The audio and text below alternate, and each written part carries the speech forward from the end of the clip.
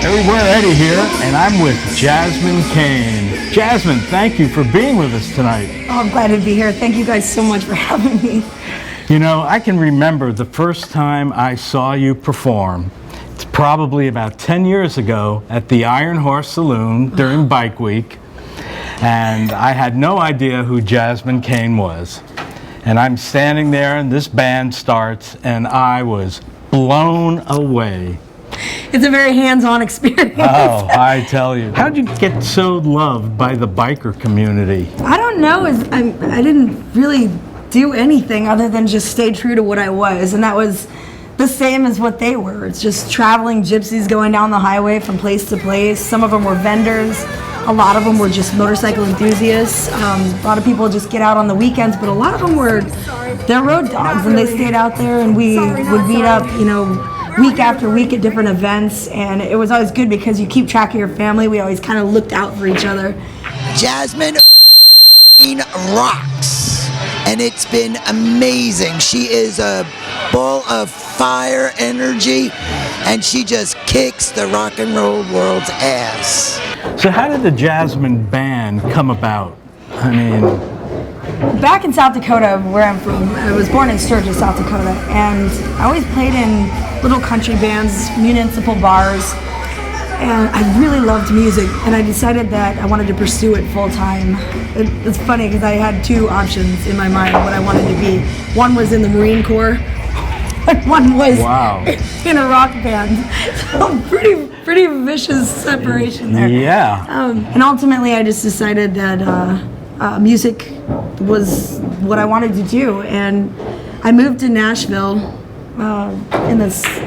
in January of '03, and started my career, and I honestly had no idea what I was going to do. I didn't know anyone there. I met a couple of people through mutual friends, and they introduced me to some songwriters. Eventually I met the guitarist from a band called Full Devil Jacket. Nice. And that guitarist, Mike Reeves, helped get me kind of integrated into the music community. How did you get into being a bass guitarist? I mean, Well, because I played bass years ago, and the funny thing is that most of the time, the bass players are the ones that are getting thrown in jail, or they don't show up. Because, you know, the first time I had to play bass was because I was in a trio with my brothers. We had a country band. oh wow. So my older brother and one of my younger brothers played as well, and he got married. My older brother got married, and one day we're playing a show and everything's great, and the next day she said, "If you go back, I want a divorce." And so I became an overnight bass player. There you go. So that was my first introduction, and I was like, I hate this thing. I hate it because I had to learn it so quickly, and I sucked at it. I hate to suck at anything. So I hated it. Well, you don't suck at it now. Well, not anymore. But see, the second time I joined a music show right out of high school. Oh, wow. I was on a hillbilly bluegrass music show. And the bass player decided that summer that he wants to just try to be a bareback bronc rider out of nowhere.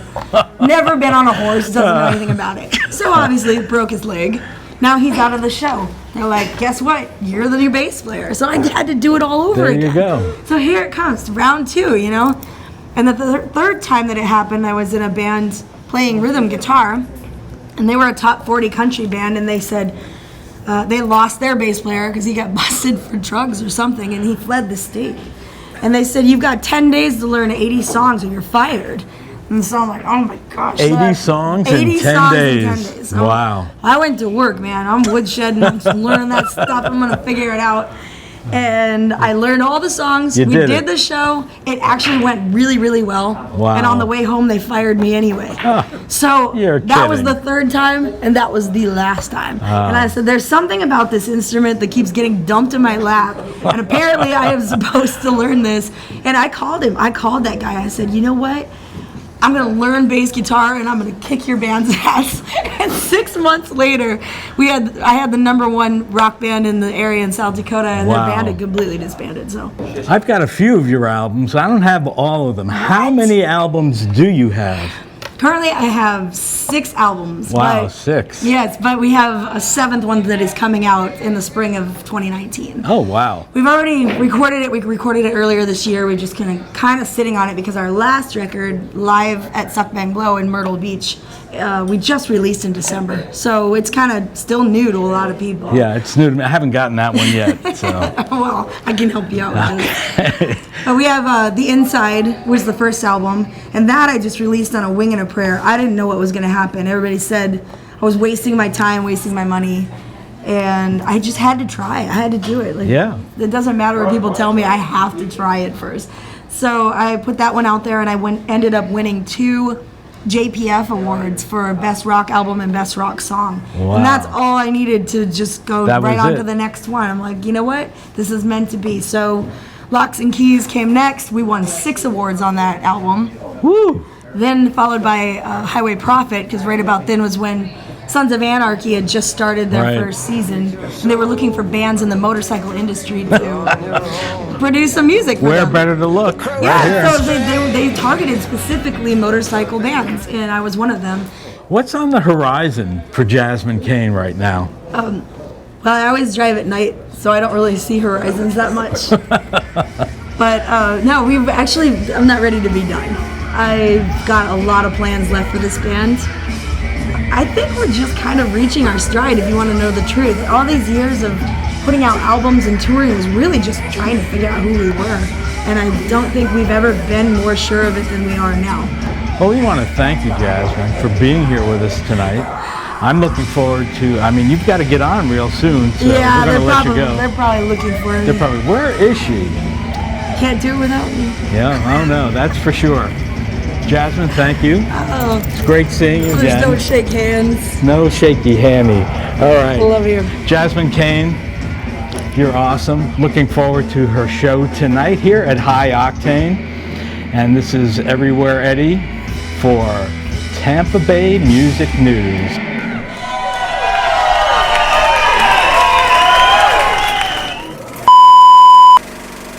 All right, how we doing? Do you want me to ask you questions now? Guys on each side of you. Nice. Bring it on. The Jasmine sandwich. Are we ready? Are we rubbing?